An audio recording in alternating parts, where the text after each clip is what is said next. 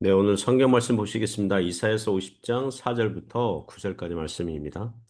주 여호와께서 학자들의 혀를 내게 주사 나로 공관자를 말로 어떻게 도와줄 줄을 알게 하시고 아침마다 깨우치시되 나의 귀를 깨우치사 학자들 같이 알아듣게 하시도다. 주 여호와께서 나의 귀를 여셨으므로 내가 거역하지도 아니하며 뒤로 물러가지도 아니하며 나를 때리는 자들에게 내 등을 맡기며 나의 수염을 뽑는 자들에게 나의 뺨을 맡기며 모욕과 침뱉음을 당하여도 내 얼굴을 가리지 아니하였느니라. 주 여호와께서 나를 도우심으로 내가 부끄러워하지 아니하고 내 얼굴을 부싯돌같이 굳게 하였으므로 내가 수치를 당하지 아니할 줄 아노라. 나를 의롭다 하시는 이가 가까이 계시니 나와 다툴 자가 누구냐? 나와 함께 설지어다. 나의 대적이 누구냐? 내게 가까이 나올지어다. 보라, 주 여호와께서 나를 도우시리니 나를 정죄할 자 누구냐? 보라, 그들은 다 옷과 같이 헤어지며 종과 같이 그들을 먹으리라. 아멘. 네, 오늘 종의 노래, 예, 종의 노래. 여호와의 종이 노래하는 부분이거든요. 예, 종의 노래로서는 세 번째 그 단락에 해당하는데요. 예, 종의 노래. 자, 오늘 말씀은 신약 시대에 오실 메시아 그리스도를 예언하는 내용의 말씀입니다. 특별히 하나님 아버지께서 어떻게 그리스도를 도우시고 함께 하시는지 설명합니다. 우리도 오늘 말씀을 통하여 예수 그리스도의 순종과 예, 고난받으심을 본받아 살아가기를 축복합니다. 몇 가지 교훈으로 은혜를 나누겠습니다. 음, 첫 번째는요, 하나님께서 우리의 귀와 혀를 열어달라고 구하라고 하십니다. 예, 우리의 귀와 혀를 열어주신 하나님. 4절 5절에서 교훈하죠. 4절에 이렇게 시작합니다. 주 여호와께서 학자들의 혀를 내게 주사. 여기서 학자들은요, 원어의 뜻이 배우는 자들이라고 합니다. 오늘날에도 진짜 좋은 학자는 누굽니까? 계속 연구하고 배우고 알아가는 자죠. 청년 시절에 잠깐 배운 조그마한 지식을 가지고 그 이후에 연구하지 않고 계속 우려먹는 자가 아니라 계속 배우는 자가 좋은 학자죠. 오실 그리스도에게 적용하면 우리 예수님은 하나님의 말씀을 듣고 배우고 따르기를 좋아하신 분, 이렇게 말할 수 있어요. 예수님의 사역의 원칙은 나를 보내신 아버지의 뜻을 행하는 것이다. 이렇게 하셨거든요. 그래서 늘 하나님께 기도하고 또 하나님 바라보고 막 그러셨잖아요. 학자들의 혀로서 무엇을 합니까? 나로 공관자를 말로 어떻게 도와줄 줄을 알게 하시고 사절에 여기 나오는 공관자는 성경과 하나님을 잘 몰라서 수고하고 무거운 짐진 자들이죠. 하나님 모르면 안식을 모르게 돼 있습니다.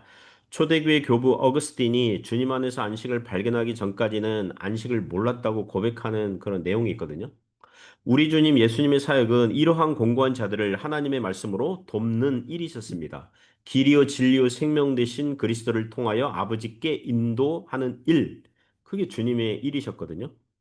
계속 보시면 아침마다 깨우치시되 나의 귀를 깨우치사 학자들 같이 알아듣게 하시도다. 아침마다 깨우치시되 하루 중에서 아침이 제일 좋다거나 밤 시간은 안 좋다거나 그런 뜻은 아니에요. 밤에는 하나님께서 깨우치시지 않으신다거나 모든 신자들은 아침형 인간만 돼야 된다. 그런 뜻도 아니라 일정하게 아침마다 일정하게 하나님께서 깨우치시고 깨닫게 하시고 지혜를 주신다는 것입니다.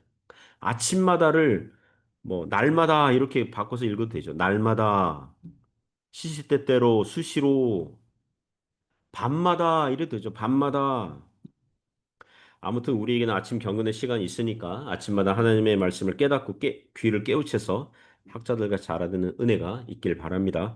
5절을 보시면 주 여호와께서 나의 귀를 여셨으므로 내가 거역하지도 아니하며 뒤로 물러가지도 아니하며 여기서 나의 귀를 여셨다 그러거든요. 나의 귀를 여셨다.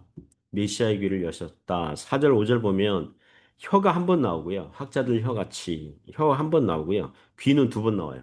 나의 귀를 깨우치사 나의 귀를 여셨다.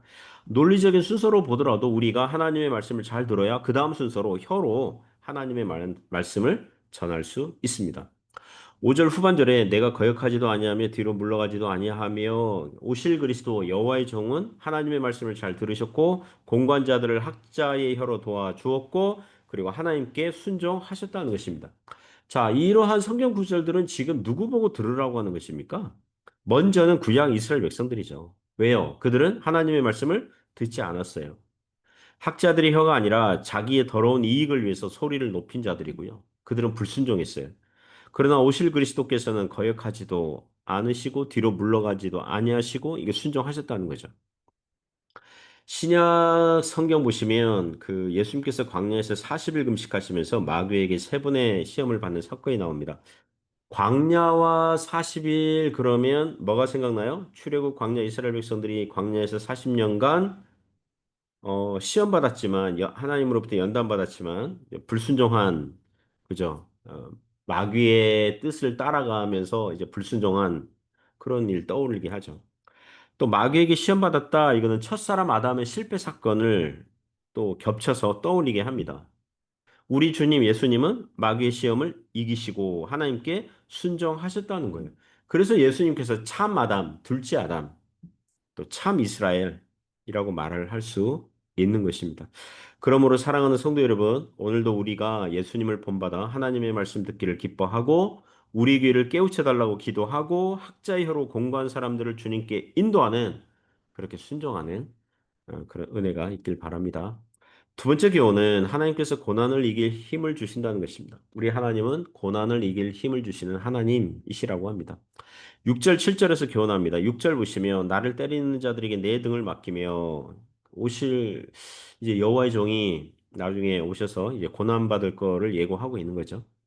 예수님께서 빌라도 법정에서 정죄를 당하시고 등에 채찍 맞은 사건을 떠올리게 합니다. 나의 수험을 뽑는 자들에게 나의 뺨을 맡기며 이 당시 고대 근동 지역 지금도 뭐 하여튼 이쪽 그 근동 지역은 좀 수염을 기르잖아요. 그죠? 그런데 그 기른 수염을 뽑는 거, 이게 일종의 형벌이거든요. 일종의 그 수치심, 모욕감을 주는 거. 복음서에는 나오지 않지만 뭐 이러한 치욕스러운 형벌을 예수님께서 받으셨을 가능성도 있으시죠. 모욕과 침뱉음을 당하여도 내 얼굴을 가리지 아니하였느니라. 타인의 얼굴을 침을 뱉는 거 옛날이나 지금 시대도 이 모욕, 수치를 주는 거거든요. 6절만 읽으면 아 이분이 무슨 큰 잘못을 저지르셨나 보다. 그러니까 세상과 정부가 그의 등을 때리고 수염을 뽑고 침을 뱉는 거 아닌가? 그러나 7절 보시면 주 여호와께서 나를 도우심으로 하나님께서 도우시는 사람, 하나님께서 도우시는 메시아. 그럼 승부 끝난 거죠. 고난받는 여호와의 종이 잘못한 것이 아니라는 것입니다. 우리나라 말에 방귀 뀐 놈이 성낸다라는 말이 있습니다. 자기가 잘못했는데 자기 잘못 인정하지 않고 또 그거 저기 들키고 싶지 않고 그래서 도리어 화를 내서 자기가 잘못한 걸 이렇게 가리고 싶어 할 때 그걸 사용하는 말이죠. 우리 예수님께서 오셔서 하나님의 말씀을 전하시니까 이 사람들은 마귀의 종이잖아요. 그 회개해야 할 죄인들이고 예수님을 구주로 영접해야 되는데 그러지 않았거든요. 양심이 찔리면서도 그죠? 양심이 찔리면서도 마치 귀를 막고 달려드는 것처럼 예수님을 때리고 수염을 뽑고 침 뱉고 십자가에 매달기까지 한 것입니다. 여호와의 종 그리스도는 자기 죄 때문에 고난과 수치를 당한 것이 아니니 그죠? 그럼 왜 고난 받으셨습니까? 죄인들을 대신하여 죄인들의 잘못을 대신하여 형벌을 받고 고난을 받은 것이니 7절 후반절처럼 내가 부끄러워하지 아니하고 내 얼굴을 부싯돌같이 굳게 하였으므로 내가 수치를 당하지 아니할 줄 아노라. 오늘날 우리도 억울한 고난 당할 수 있습니다. 참고로 베드로전서 2장 20절 보시면 이런 구절이 있습니다. 죄가 있어 매를 맞고 참으면 무슨 칭찬이 있으리요. 그러나 선을 행함으로 고난을 받고 참으면 이는 하나님 앞에 아름다우니라. 신자들이 죄가 있어서 매를 맞으면 그래서 참는 거는 칭찬이 없죠. 예, 마땅히 받아야 되죠. 예, 맞아도 싸죠. 예, 그런 그 평판을 짓죠. 그죠?